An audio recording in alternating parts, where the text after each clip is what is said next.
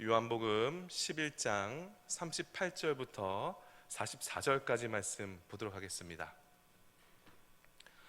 요한복음 11장 38절부터 44절까지 말씀 한 절 한 절 우리 교독으로 읽도록 하겠습니다.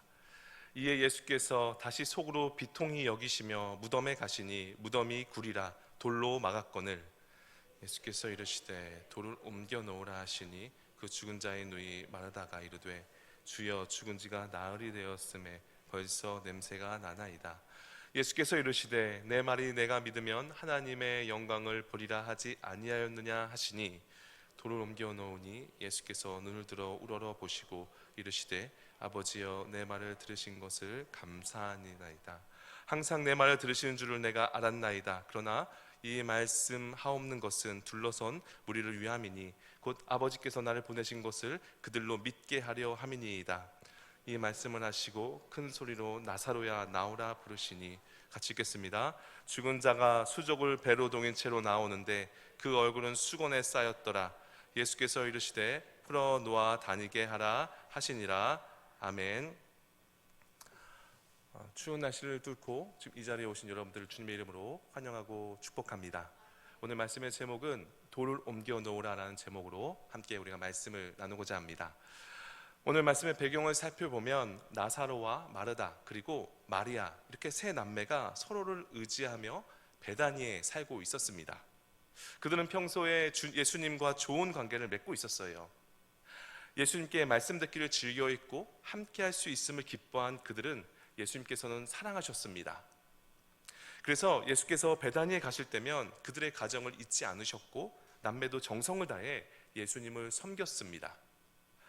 그들은 예수님과 교제함으로 놀라운 사랑과 복을 받게 된 것이죠. 아마도 그들은 행복한 삶을 살고 있었을 거예요.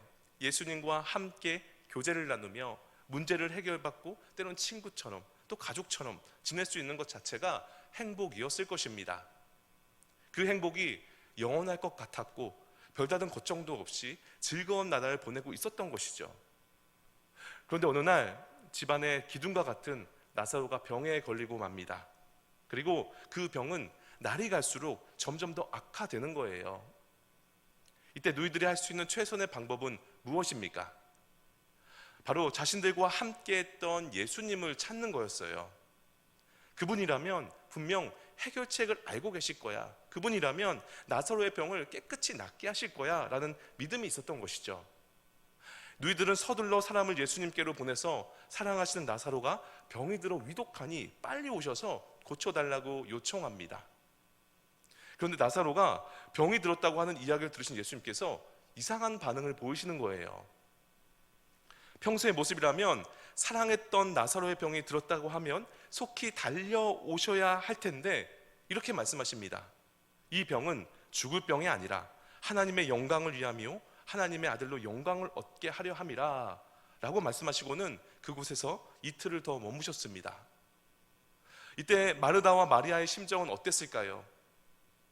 1분 1초가 아까워서 안 달랐는데 오히려 예수님께서는 무슨 일이 있는지 이틀이나 더 거기에서 머물러 있겠다는 거예요. 그 후에 예수님께서 베다니에 도착해 보니까 이미 나사로가 죽은 지 나흘이 지나서 장사되었고 시신이 부패해서 썩는 냄새가 날 정도였습니다. 예수님께서 오셔서 이야기를 듣고 마르다가 예수님께 오셨다는 이야기를 듣고 마르다가 뛰어나와 원망 섞인 어조로 이렇게 말합니다. 예수님께서 여기 계셨다면 나사로가 죽지 않았을 텐데 예수님께서 계시지 않아서 죽게 됐습니다 라고 말합니다. 마르다의 그 말에는 왜 빨리 오시지 않으셨어요? 라는 원망과 서운함이 담겨 있는 표현인 것이죠. 그녀는 예수께서 빨리 오셔서 나사로를 고쳐주기를 고대했지만 이미 때가 늦은 것입니다. 예수님께서 그럼 마르다에게 나사로가 살아나리라 라고 말씀하십니다. 예수님께서 나사로가 살아난다고 말씀하신데도 마르다는 그 말이 무슨 뜻인지 잘 몰랐어요. 그러자 예수님께서 말씀하십니다. 요한복음 11장 25절 26절 같이 읽도록 하겠습니다. 예수께서 이르시되 나는 부활이요 생명이니 나를 믿는 자는 죽어도 살겠고 무릇 살아서 나를 믿는 자는 영원히 죽지 아니하리니 이것을 내가 믿느냐? 네, 이렇게 묻습니다. 그러자 마르다가 주여 그렇습니다. 주님은 그리스도시요 세상에 오시는 하나님의 아들이심을 내가 믿습니다 라고 고백합니다. 하지만 마르다는 예수님께서 하시는 말씀의 의도를 잘못 알고 있었던 거예요.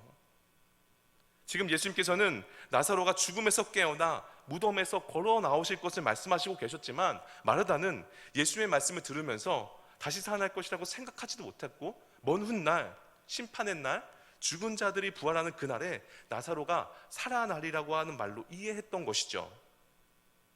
예수님을 만나서 말씀을 들으면서도 마르다는 그 말씀이 무엇을 의미하는지 잘 몰랐던 것입니다. 동생 마리아도 이제는 오라비가 죽었고 마지막 소망이 사라진 것처럼 울고 있습니다. 사실 마르다와 마리아 자매가 원한 것은 예수님께서 자신들의 그 소망대로 제때에 도착해서 나사로를 살려주시는 것이었습니다.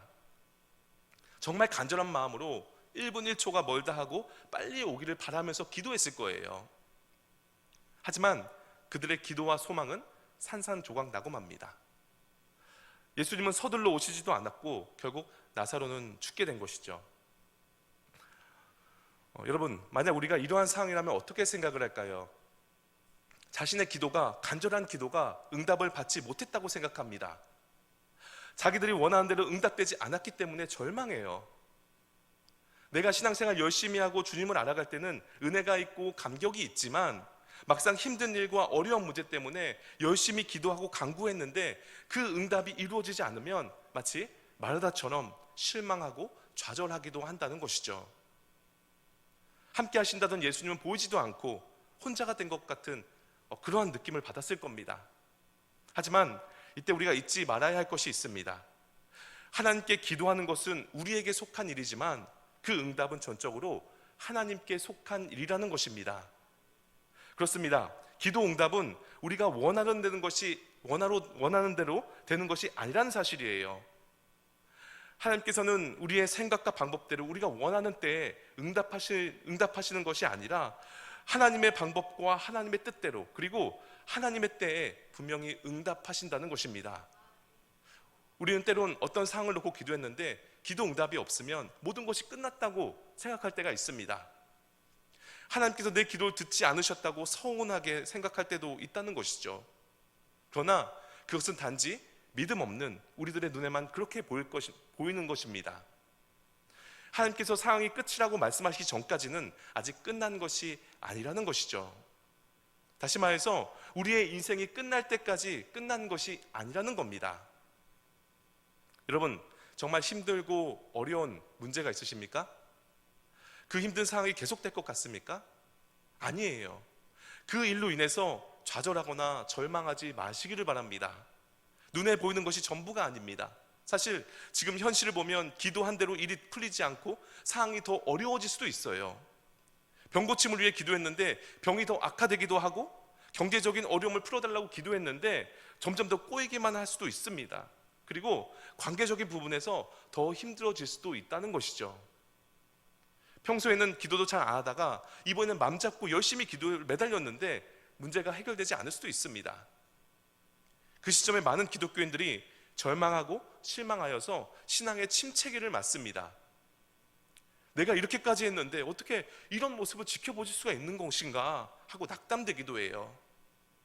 그러나 우리 그리스도인은 그 상황을 바라보는 것이 아니라 그 상황 너머에 있을 하나님의 은혜를 바라봐야 하는 존재들이라는 것을 잊지 마시기를 바랍니다. 지금 당장 눈앞에 보이는 것은 절망적인 모습이 보인다 할지라도 예수께서 나와 함께 하신다면 이 어려움이 더 이상 어려움이 될 수가 없다는 거예요. 절망적인 상황에서 우리에게 필요한 것은 하나님의 때를 기다리며 인내하는 그런 믿음이라는 것이죠. 힘든 상황은 우리에게 절망적이지만 하나님께는 절망이란 단어가 없으십니다. 하나님께서 보시기엔 아무것도 아니란 사실이에요. 나사로의 죽음 앞에서 마르다와 마리아는 물론이고 모든 사람이 침통해하고 절망하여 그 절망으로 가득하여서 흐느끼는 소리만 들려오는 그 시점에 그때 예수님이 움직이기 시작하십니다. 그리고 나사로의 무덤 앞으로 가십니다. 무덤 앞에서 자매들도 울고 있고 모든 사람들도 비통해하며 울고 있습니다. 그런 모습을 보시고 예수님도 함께 우셨다는 것이죠. 오라비의 죽음 앞에서 슬퍼하고 있는 자매의 쓰라린 아픔을 잘 아시고 함께 고통스러워하시며 슬퍼하신 거예요. 여러분, 우리는 가끔 예수님을 신적인 존재로만, 우리와 동떨어진 존재로 생각할 때가 있습니다. 우리의 아픔이나 기쁨을 함께 공유하지 못할 거라고 생각할 때가 있습니다. 그러나 그렇지 않습니다. 예수님은 우리의 아픔을 함께 느끼고 계십니다. 오히려 더 슬퍼하시고 안타까워 하신다는 것이죠. 왜 그렇습니까? 예수님은 이미 우리의 인생의 고통을 다 겪어보셨기 때문입니다. 관계의 어려움과 오해의 아픔을 아십니다. 누구보다 관계적인 어려움을 겪어보셨고 많은 사람들로부터 오해와 배신을 당하셨기 때문입니다. 예수님은 누구보다 인간 죽음의 고통을 잘 알고 계십니다. 왜죠? 십자가 위에서 처절하고 외롭게 죽어 가셨기 때문입니다. 바로 그분께서 우리와 함께 하시고 우리의 아픔을 아시며 함께 울고 계시다는 것을 우리들도 알아야 한다는 것입니다. 지금 나의 짐은 절대 나 혼자 지는 것이 아닌 주님과 함께 나누어지고 있다는 것을 깨닫기를 바랍니다. 그런데 이렇게 슬퍼하던 예수님의 모습을 보고 그것을 또 안 좋게 여기며 비꼬는 사람들이 있었습니다. 그들은 바로 유대인들입니다. 35절부터 37절 말씀 같이 읽어보도록 하겠습니다. 예수께서 눈물을 흘리시더라. 이에 유대인들이 말하되 보라 그를 얼마나 사랑하셨는가 하며 그들 중에 어떤 이는 말하되 맹인의 눈을 뜨게 한 이 사람은 죽지 않게 할 수 없었더냐 하더라. 무슨 말이죠? 아니 맹인의 눈을 뜨게 한 사람이 저 사람 병을 왜 고칠 수 없었던 거야. 그것도 자기가 살아가는 사람이었는데 이제 와서 울면 뭐해. 이렇게 비꼬면서 농락하는 것이죠. 이 표현은 이 시대 그리스도인들에게도 종종 듣는 말입니다. 야, 너 그렇게 교회 열심히 다니는데 너 왜 실패했어? 너 왜 시험 떨어졌어? 기도해도 아무 소용이 없네? 하나님 계시다면 왜 이런 일이 생겨? 라고 하며 하나님의 존재 자체를 부인하는 사람들이 있습니다. 지금 당장 눈앞에 펼쳐지는 상황만 가지고 그리스도인을 쉽게 판단한다는 것이죠.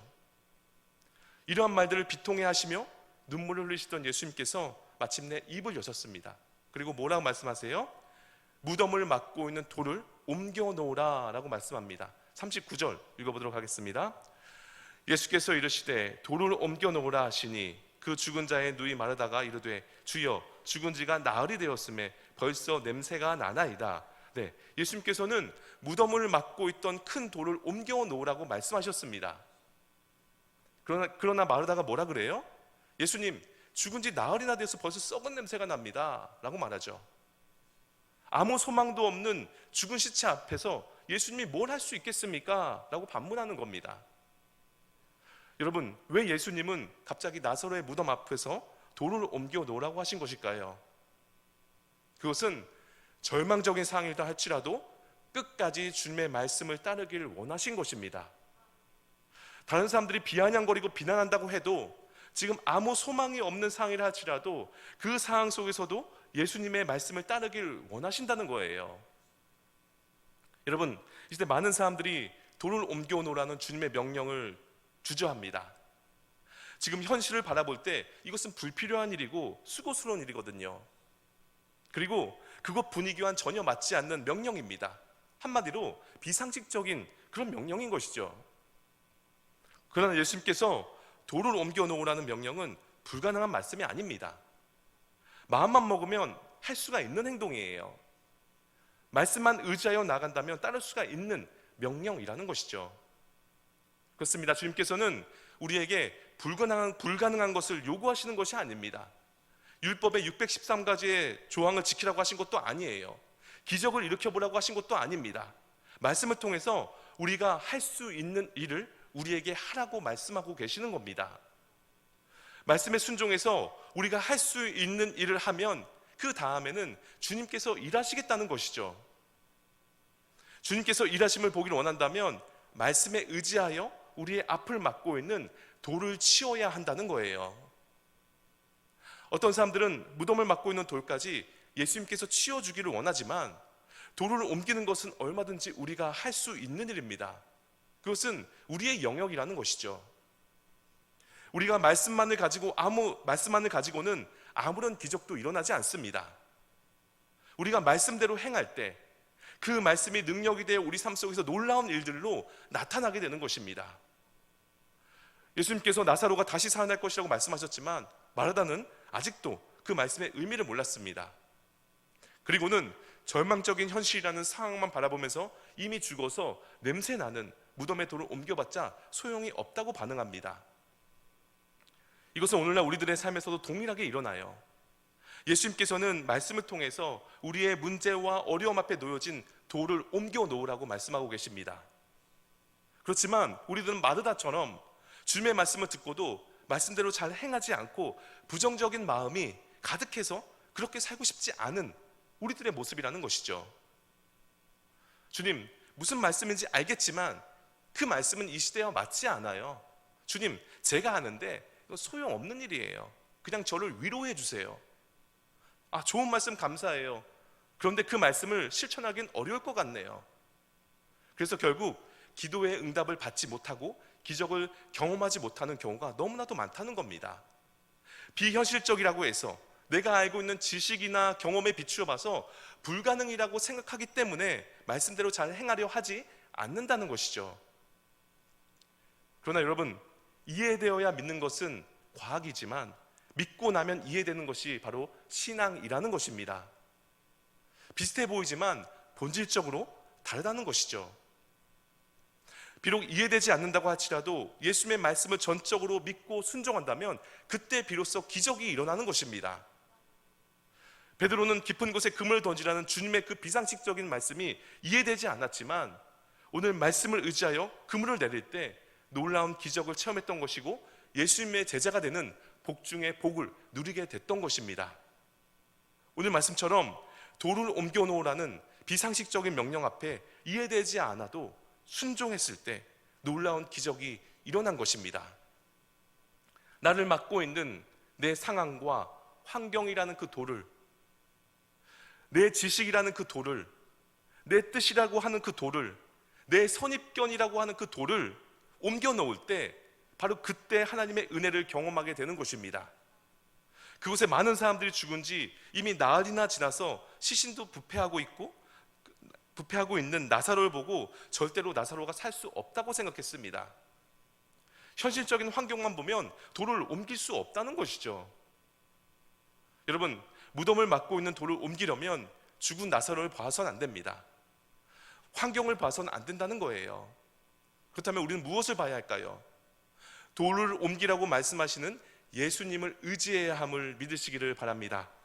예수님께 집중하여 말씀에 순종하고 돌을 옮겨야 기적이 일어납니다. 사실 그동안 자기 힘으로 문제를 해결해 보려고 갖은 수고와 노력을 다 했는데 실패한 경험들이 우리에게 있습니다. 그래서 연약한 자신의 수준을 생각할 때 도무지 가능성이 없는 일을 하라고 하니까 돌을 치우지 못하고 있는 거예요. 이때 생각해야 할 것은 내가 문제를 해결하는 것이 아니라는 것입니다. 나는 단지 돌만 옮기면 됩니다. 우리의 현실과 상황이라는 그 돌을, 경험이라고 하는 돌을, 내 뜻이라는 그 돌을 우리가 옮겨 놓을 때 그 다음은 주님이 일하신다는 거예요. 마르다는 나사로가 죽은 것만 생각했지 예수님을 바라보지 못한 겁니다. 그때 예수님께서 마르다의 믿음을 다시 세워주기 위해서 너가 믿으면 하나님의 영광을 보리라 하지 않았느냐라고 말씀하십니다. 이 말은 마르다야, 왜 너는 너 자신과 환경만 바라보고 있느냐? 나를 봐라. 그리고 너의 고백대로 믿음을 가지고 순종해라. 그리하면 하나님의 영광을 보게 될 거야. 믿음으로 반응해라 라는 그 말씀입니다. 예수님의 그 말씀을 듣고서 결국 믿음의 반응을 하게 된 마르다는 말씀에 의지하여 돌을 옮기게 되었습니다. 바로 그때 예수님께서 전능하신 능력으로 나사로를 살리셨습니다. 나사로야, 그곳에서 나오라 라는 생명의 말씀이 선포되었고 죽었던 나사로가 살아나게 된 것이죠. 그리고 이 모든 일로 인해서 마르다와 마리아 자매, 그리고 나사로와 거기 모인 많은 사람들이 예수님께서 생명의 주님이라는 사실을 깨닫게 되었고 하나님께 영광을 돌리게 되었습니다. 그 자리에 있던 많은 사람들이 하나님의 아들이시며 생명까지 주관하시는 예수 그리스도의 놀라운 영광을 눈앞에서 목도하게 된 것이죠. 말씀 맺겠습니다. 예수님께서는 우리의 문제들과 아픔을 이미 다 알고 계십니다.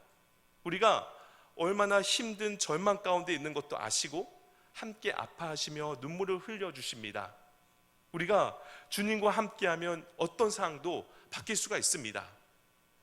절망이 변하여 소망이 될 수 있다는 것이죠. 그렇기 때문에 하나님께서 함께 하심을 믿는다면 어떠한 상황에서라도 끝이라고 포기하지 말아야 한다는 것입니다. 우리의 기도는 땅에 떨어지는 것이 아니라 하나님께서 들으시고 그분의 방법대로 그분의 때에 응답하기를 원하신다는 것이죠. 주님께서 생각지도 못한 방법으로 죽은 나사로를 살려주신 것처럼 우리의 삶의 문제와 어려움 역시 해결해 주시는 분임을 믿으시기를 바랍니다. 때문에 나만의 방법과 뜻으로 응답을 받으려고 하는 것이 아니라 하나님의 뜻에 따라서 하나님의 때에 응답하심을 우리는 믿어야 한다는 것이죠. 여기서 우리가 잊지 말아야 할 것은 하나님의 은혜의 사건이 일어나기 전에 무덤을 막고 있는 돌은 우리가 옮겨야 한다는 점입니다. 돌을 옮기는 것은 불가능하지도 않고 그렇게 어렵지도 않습니다. 그런데 지금 이 상황에서 돌을 옮겨 놓는다는 것은 상식적으로 맞지 않는 얘기죠. 그러나 주님께서 원하시는 것은 내 이성으로 판단했을 때 아니라고 하는 것도 비상식적인 일이거나 시간이나 물질을 손해보는 일이라 할지라도 말씀에 순종하여 옮겨 놓기를 원하신다는 것입니다. 혹시라도 나와 하나님 사이를 방해하는 죄라는 돌이 있습니까? 옮겨 놓으시기를 바랍니다. 혹시라도 현실과 문제라는 돌이 나를 막고 있습니까? 주님을 의지하여 옮겨 놓으시기를 바랍니다. 혹시라도 내가 좋아하는 뭔가가 주님의 말씀을 따르지 못하도록 가로막고 있습니까? 옮겨 놓으시기를 바랍니다. 우리가 말씀에 의지하여 믿음으로 순종해서 그 돌을 옮겨 놓을 때 주께서 일하십니다. 주님의 역사를 경험하게 됩니다. 주님의 능력을 체험하게 된다는 것이죠. 믿음으로 순종해서 내 앞에 막혀진 돌을 옮기는 것은 나의 영역이라는 거예요. 말씀이 우리의 삶 속에서 나타날 때, 즉 하나님의 말씀이 우리의 행함이 된다면 바로 그때 놀라운 은혜를 경험하게 될 것입니다. 우리가 생각지도 못한 방법으로 우리의 길을 인도하신다는 것이죠.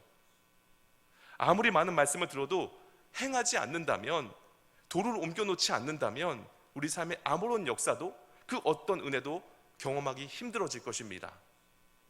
그러나 그 믿음의 행위를 보였을 때 주님은 그때 역사하십니다.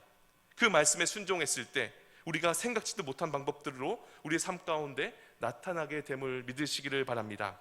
여러분, 오늘 말씀을 기억하시고 언제나 말씀에 의지하여 그것을 행함으로써 살아가셔서 하나님께서 예비하신 축복과 은혜를 다 받아 누리는 저와 여러분들 되기를 주님의 이름으로 축원드립니다.